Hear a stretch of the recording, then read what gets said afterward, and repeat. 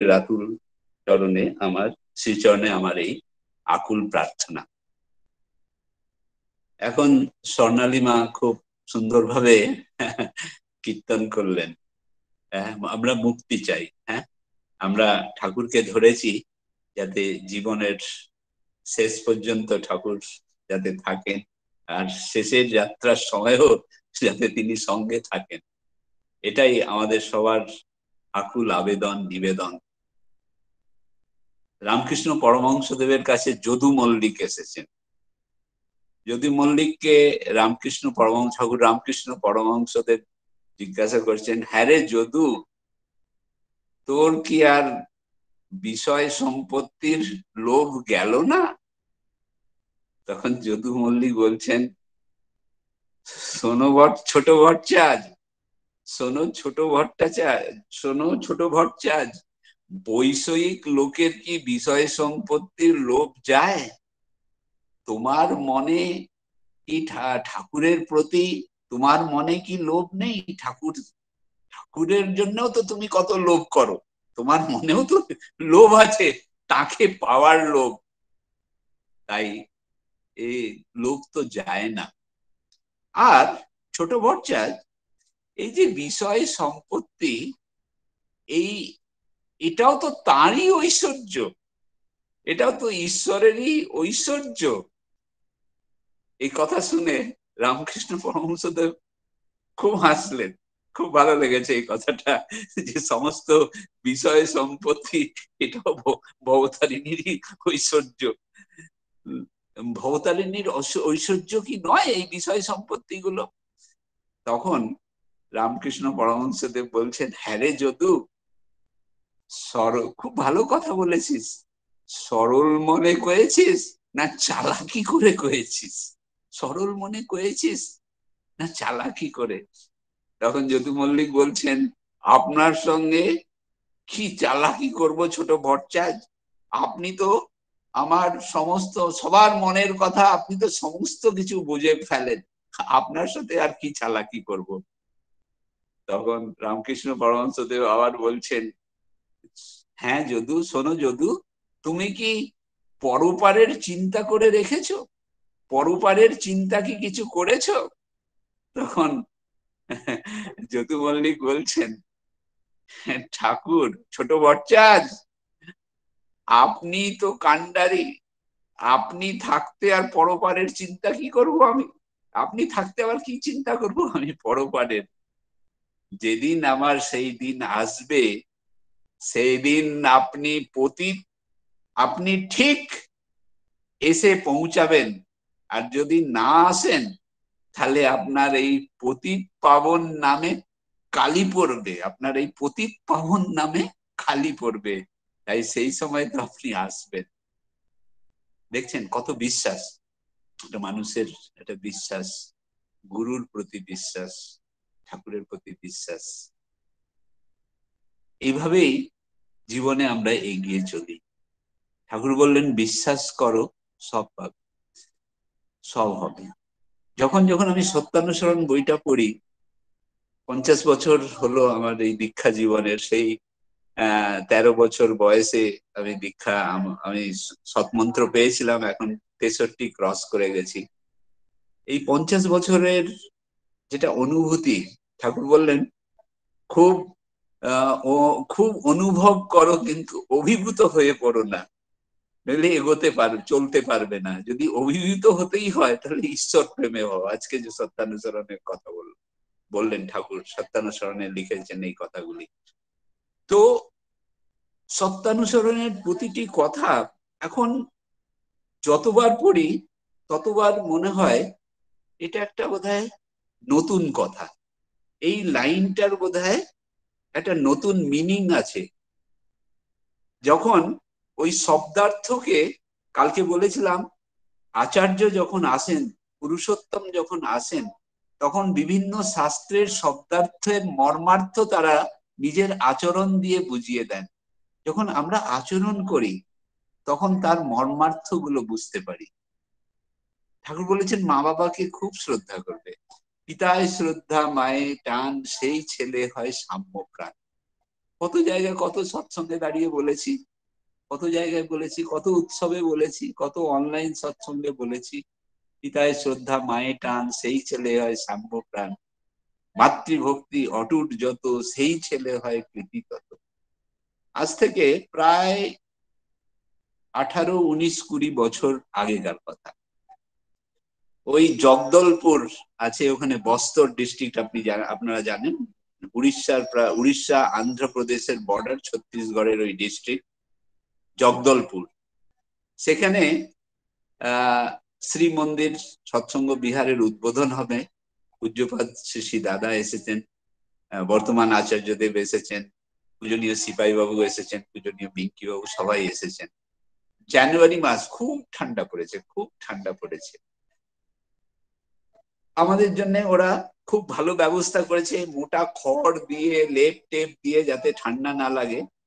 কালকে সকালে উদ্বোধন হবে, তারা সন্ধ্যেবেলাতেই এসে পৌঁছেছেন, ঠাকুর পরিবার সবাই, পূজ্যপাদ দাদাও এসেছেন। আমার কিন্তু ঘুম আসছে না সেই ঠান্ডায়, সবাই ঘুমিয়ে পড়েছে, আমি কম্বলটা গায়ে নিয়ে চুপ করে বসে কাঁপছি একটা বারান্দায়। আর ঠিক সামনে সৎসঙ্গ বিহার সিঁড়ি উঠে গেছে, আর তার ওপাশে আচার্য ভবন, সামনে বারান্দা, দরজাগুলো দেখা যাচ্ছে, আলো জ্বলছে। রাত 1টা, হঠাৎ করে দরজা খুলে গেল, দেখলাম পূজ্যপাদ বর্তমান আচার্য দেব বেরোলেন। আমি খুব আশ্চর্য হলাম, এই রাত 1টার সময় বর্তমান আচার্যদেব নিজের রুম থেকে বেরোলেন। উনি এলেন, এসে মন্দিরের যেখানে সিঁড়িটা, সেই সিঁড়িটা পর্যন্ত এলেন। একটা ম্যাট বেছানো ছিল গ্রিন কালারের, সেই ম্যাটের ওপর দিয়ে হাঁটতে হাঁটতে মন্দিরের সিঁড়িটার কাছে এলেন। কালকে উদ্বোধন হবে, সকালে তার পিতৃদেব উদ্বোধন করবেন। আবার হাঁটতে হাঁটতে ওই বারান্দা পর্যন্ত গেলেন, আবার এলেন, আবার গেলেন। আমি ভাবলাম এই মধ্যরাত্রিতে এই ঠান্ডায় বর্তমান আচার্যদেব এইভাবে পায়চারি করছেন কেন? চারিদিকে তাকাচ্ছেন। তখন আমি ভাবলাম না, আমি যখন জেগে আছি আমার যাওয়া উচিত। আমি আগে জয়গুরু, আপনি এই ঠান্ডায়, বলে মানসদা আমার ঘুম আসছে না। এই ঠান্ডায় আপনি বাইরে বেরিয়েছেন? বলে মানসদা, কাল বাবা এই ম্যাটের ওপর দিয়ে হেঁটে মন্দিরে যাবেন। এই ম্যাটের নিচে ছোট ছোট পাথরের টুকরো আছে। হ্যাঁ, বাবা যখন হেঁটে যাবেন তখন বাবার পায়ের নিচে ওই একটু ঠুকুর লাগবে, খোঁচা লাগবে। আপনি এক কাজ করুন মানসদা, কিছু ইয়াং ছেলেদেরকে তুলুন, আর এই ম্যাটটা উঠে ভালো করে ঝাড়ু টাড়ু দিয়ে আপনি পরিষ্কার করে দিন এটা, যাতে বাবার পায়ে ওটা না ফোটে। আমি তাই করলাম। সেদিন আমি বুঝলাম যে পিতৃভক্তি কাকে বলে, পিতৃভক্তি কাকে বলে। বর্তমান আচার্যদের নিজে হেঁটে টেস্ট করলেন যে ওই ম্যাটের নিচে ছোট ছোট কাঁকড় পাথর আছে কিনা। আমরা কাজের ছলে এই ছোট ছোট জিনিসগুলো ভুলে যাই, এই জিনিসগুলো ভুলে যাই যে কারুর কোনো কিছু অসুবিধা হতে পারে। সেই দিন আমি দেখলাম বর্তমান আচার্যদের যে পিতৃভক্তি কি, সেটা আমি সেদিন অনুভব করলাম। ঠাকুর বলেছেন, ধৈর্য ধরো, বিপদ কেটে যাবে। Have patience, danger will be crossed over. Have patience. আমি নিজের জীবনে এটা ফিল করে দেখেছি। আমি ইঞ্জিনিয়ারিং পাস করলাম, চাকরি হয়নি। 1984 এর অগস্ট মাসে ইঞ্জিনিয়ারিং পাস করলাম, চাকরি হয়নি। ঘরে বসে থেকে কি করব? 8 কিলোমিটার দূরে একটা ট্রান্সফরমার ফ্যাক্টরি ছিল, সেখানে সাইকেল নিয়ে আমি গেলাম। রাধা কিরণ শর্মা মালিক, ওই ট্রান্সফরমার তৈরি হয় সেখানে। তাকে গিয়ে বললাম, আগে আমার নাম মানস মিশ্র, আমি এই জাস্ট বিটেক ইলেকট্রিক্যাল ইঞ্জিনিয়ারিং এ পাস করেছি, বিটেক, আপনি যদি একটা চাকরি দিতেন। না না, চাকরি বাকরি এখানে নেই, তুমি যেতে পারো। তারপরের দিন আবার গেলাম, তোমাকে তো আমি কালকেই বলেছি যে কোনো চাকরি টাকরি নেই। তখন আমি হাত জোড় করে বললাম, বাড়িতেও তো 8 ঘন্টা 10 ঘন্টা এই সময় আমি বসে থাকি, আমি কোনো মাইনে নেব না, আমি কোনো মাইনে নেব না, আপনার ফ্যাক্টরিতে আমি ডিউটি করব, আপনার ফ্যাক্টরিতে আমি ডিউটি করব। আপনি কোনো, তুমি বললাম তুমি মাইনে নেবে না? আমি বললাম না, আমি কোনো মাইনে নেব না, আমি কাজ শিখবো। তো আমি 5-6 মাস ওইভাবে গেছি। আমি গেট এক্সামিনেশন কোয়ালিফাই করেছিলাম, গ্র্যাজুয়েট অ্যাপটিটিউড টেস্ট এক্সামিনেশন। সেটা কোয়ালিফাই করলে এমটেকে অ্যাডমিশন হতে পারে। বিআইটি মেসরা রাঁচিতে MTech in electrical engineering advertisement দেখার পর আমি সমস্ত সার্টিফিকেট অরিজিনাল নিয়ে সেই বিআইটি মেসরা রাঁচিতে গেলাম। আমি দেখলাম আরো 5 জন এসেছে, আরো 7-8 জন এসেছে, সিট 6টা, মাত্র 6টা সিট, প্রায় 8-10 জন এসেছে। একে একে সবার ইন্টারভিউ হলো। কেউ কিন্তু গেট কোয়ালিফাই করেনি, বিটেক করেছে কিন্তু গেট কোয়ালিফাই করেনি। গেট কোয়ালিফাই না করলে এমটেকে অ্যাডমিশন হবে না। 1000 টাকার স্কলারশিপ ছিল। মনে করুন সেই 1985-এ 1000 টাকার অনেক ভ্যালু ছিল সেই সময়। তো সবাই একে একে রিজেক্ট হয়ে গেল। আমি একমাত্র বাঁচলাম, গেট কোয়ালিফাই। আর কেউ গেট কোয়ালিফাই করেনি, সেজন্য কারোর অ্যাডমিশন হবে না, ইউজিসির যেটা নর্মস, গভর্নমেন্টের যেটা নর্মস।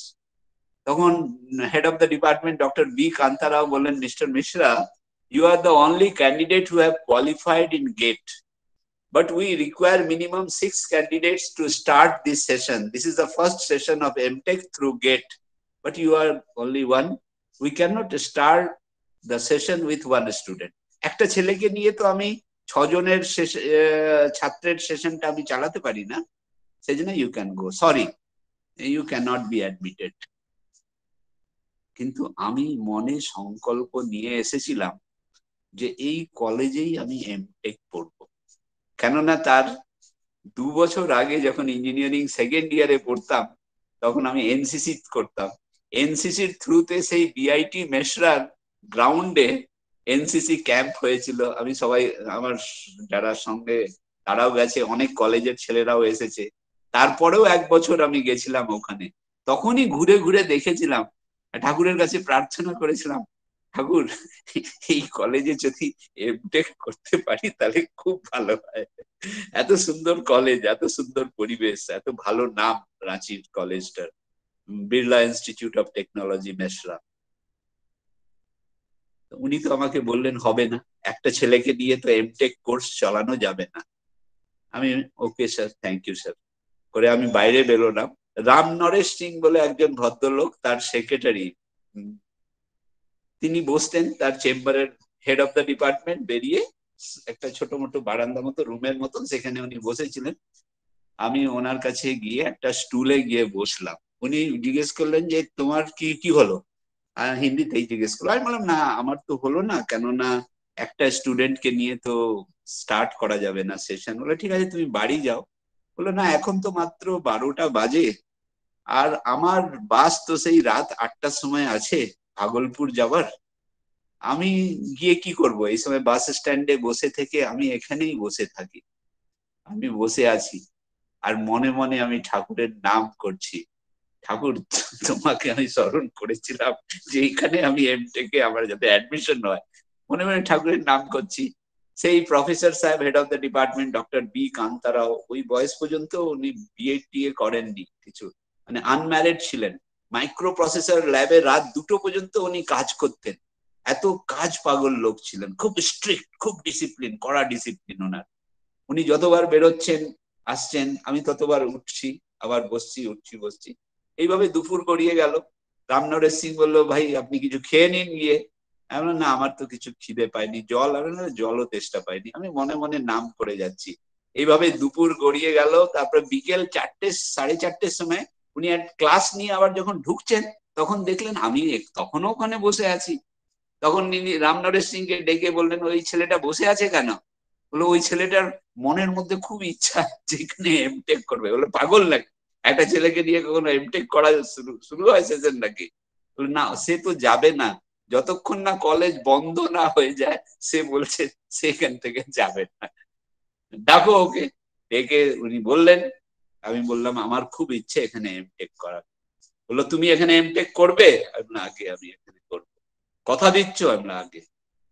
তখন নিজের ডাইরেক্টরকে উনি ফোন করছেন, ডক্টর এইচ.সি. পান্ডে, হরিশচন্দ্র পান্ডেকে। Dr. Kanta Rao is speaking. Here is one student named Manas Mishra. He is the only candidate who has qualified in GATE examination. I want to start the electrical engineering MTech session with one student. একটা স্টুডেন্টকে নিয়ে আমি শুরু করতে চাই। আমি শুনতে পাচ্ছি, আমার সামনেই এই কথাগুলো হচ্ছে ফোনে।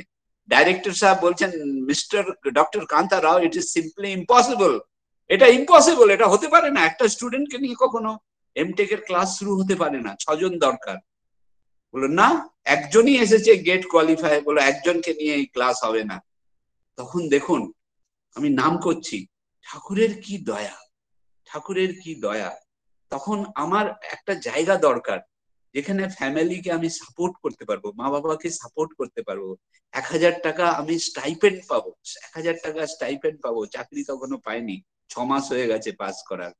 তখন উনি খুব ফোর্সফুলি বললেন, doctor Pandey, I am doctor Kanta Rao, head of the Department of Electrical Engineering, and also I am the Assistant Director of PG and Research.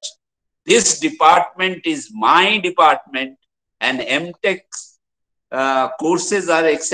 are also under me. So I want that this session shall start with one student. যেরকম ভিটো পাওয়ার যেরকম লাগায় না, সেরকম ভিটো পাওয়ার উনি লাগিয়ে দিলেন। ওনার থেকে senior কিন্তু ডাইরেক্টর, ওভারঅল যিনি ডাইরেক্টর ডক্টর হরিশচন্দ্র পান্ডে, তাকে উনি এই কঠোর গলায় বললেন যে আমি এই একটা ছেলেকে নিয়েই শুরু করব। Finally he is succumbed. উনি বললেন, okay doctor Kanta Rao, you are the assistant director PG and research, if you want to start the session with one student, okay, I don't have any objection. আমার অ্যাডমিশন হয়ে গেল, একজন professor, তার সামনে আমি একটা ছাত্র এমটেক এর। এইভাবে করে করে এমটেক হল।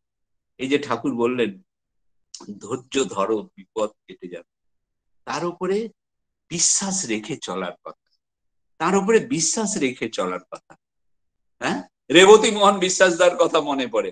রেবতী মোহন বিশ্বাসদা যখন এসেছিলেন, গ্রাজুয়েট ছিলেন, ঠাকুর তাকে বললেন ইংলিশে এমএ করার জন্য। রেবতী দা বললেন, এমএ কি করে করবো, এই ওয়ার্ডসওয়ার্থ, কিটস, শেক্সপিয়ার, এইসব সব বই। ঠাকুর বললেন কলকাতা থেকে বই আনানো হবে, তুমি পড়াশোনা শুরু করো। তখন সদ্য রেবতী দা পড়াশোনা শুরু করলেন, এমএ পড়া। হ্যাঁ, ফেল করে গেলেন। সব জায়গায় একটা ইয়ে রটে গেল যে রেবতী দা ফেল করেছেন এমএ পরীক্ষা, এমএ ইংলিশে ফার্স্ট অ্যাটেম্পটে। ঠাকুরের কাছে এলেন, ঠাকুর বললেন, ঠাকুর আমার দ্বারা আর হবে না এসব পড়াশোনা। বললেন, আমার ইচ্ছে তুমি এমএ করবে, তুমি এক কাজ করো, বাড়িতে বসবে না, তুমি আমার কাছে এসে বসবে। রেবতী দা চুপ করে ঠাকুরের কাছে গিয়ে বসতেন। হ্যাঁ, ভাবতেন ঠাকুর আমাকে বই পড়তে বলছেন না, কিন্তু এখানে বসিয়ে রেখেছেন। মাঝে মাঝে বইও পড়তেন গিয়ে। তারপরে ঠাকুর বললেন, এবারে তুমি ফর্ম ফিল আপ করো। বললো, ঠাকুর কিছুই পড়া হয়নি, আপনি যদি, ঠাকুর বললেন এবার তোমাকে পাস করতেই হবে। বললো, ঠাকুর আপনি যদি কোশ্চেন সেট করেন, আমার জায়গায় হাতের কলমে যদি আপনি চলে আসেন, আপনি যদি ভর করেন, তাহলে এই ইংলিশে এমএ আমি পাস করতে পারবো। ঠাকুর হাসলেন, মুচকি হাসলেন। তারপরে গেছেন রেবতী দা, যখন কোশ্চেন পেপার খুলছেন, প্রথম কোশ্চেন যে একটা দেশের যতই সম্পদ থাকুক না কেন, মানুষ সম্পদের উপরে যদি দেশ না দাঁড়ায়, তাহলে সে দেশ টিকতে পারে না। রেবতী দা বলে, এই তো ঠাকুরের কথা, মানুষ আপন টাকা পর, যত পারিস মানুষ ধর। খ্যাট খ্যাট খ্যাট খ্যাট খ্যাট খ্যাট করে একদম ঠাকুরের আইডিওলজি সেটা লিখে দিলেন। সেকেন্ড কোশ্চেন হলো, যদি পারিবারিক রিলেশনশিপ ভালো না থাকে, একটা পরিবারের মধ্যে ভালো সামঞ্জস্য না থাকে স্ত্রী আর পতি দেবতার মধ্যে, তাহলে সন্তান সন্ততিরাও ভালো হয় না। এটাও ঠাকুরের কথা। আদৌ কথার বয়স হতে করে করিয়ে যা শেখাবি, তাই হবে মোক্ষম ছেলে শিশুর, হিসাবে চল নয় পাস্তাবি। একটা খটখট খটখট করে অ্যান্সার লিখে দিলেন। তারপরে বিবাহের ওপরে কোশ্চেন এসেছিল, সেটাও লিখে দিলেন, পাস করে গেলেন। ঠাকুরের কি আনন্দ! বললেন সেই আমেরিকা থেকে পিএইচডি করতে হবে, আমেরিকা থেকে পিএইচডি করতে হবে। তারপর 1969-এ ঠাকুর ইহলীলা তিনি সম্বরণ করলেন। পরে যখন শ্রী বরদা শুনলেন 1971 না 1972-তে, সেই রেবতী দা গেছিলেন পিএইচডি করতে সেখানে আমেরিকাতে, ঠাকুরের আইডিওলজির ওপরে।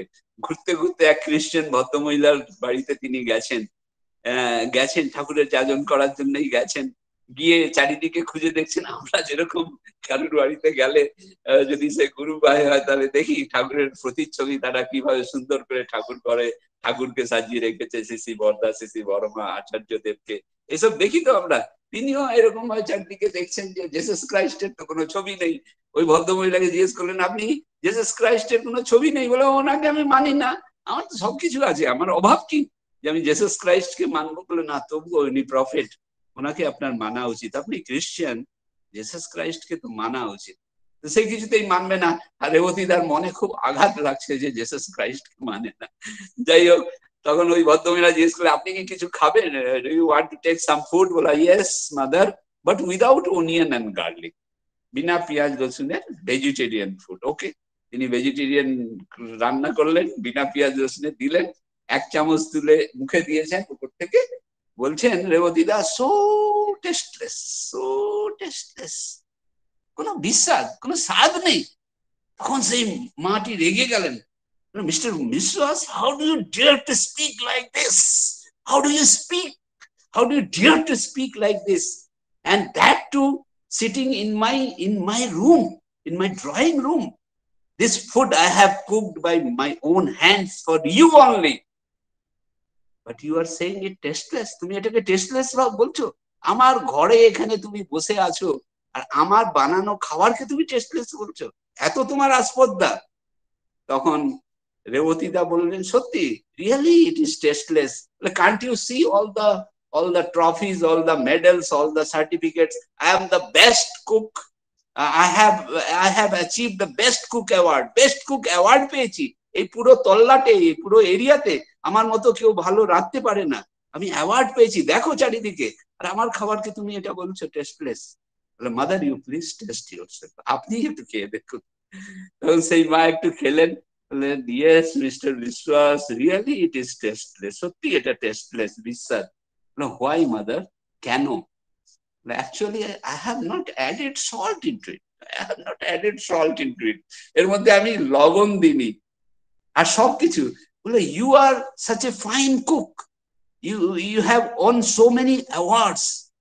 You have good name and fame. But due to only simple mistake that you have not added salt into it, it has become tasteless. এত কিছু আপনি করেছেন, এত প্রতিপত্তি, নাম, সবকিছু, একটু লবণ আপনি দেননি বলে টেস্টলেস। বলে হ্যাঁ সত্যি। বলে that is what I am telling to you, এটাই আপনাকে আমি বোঝাবার চেষ্টা করছি। Prophets are the salt of life, prophets are the salt of life. যে তথাগত আসেন, যে প্রফেট আসেন, তারা জীবনের সেই নুন, জীবনের সেই সল্ট।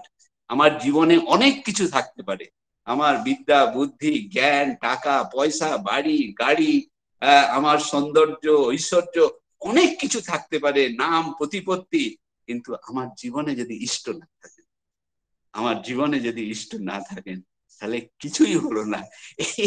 এই ঘটনাটা রাত 8টার সময় উড়িষ্যার একটা জায়গা আছে বেলপাহাড়, সেই বেলপাহাড়ে স্টেজের উপরে দাঁড়িয়ে উৎসবে আমাকে ডেকেছিল বিলাসপুর থেকে। আমি স্টেজে দাঁড়িয়ে এই ঘটনাটা বলছি, ডক্টর রেবতী মোহন বিশ্বাস দার।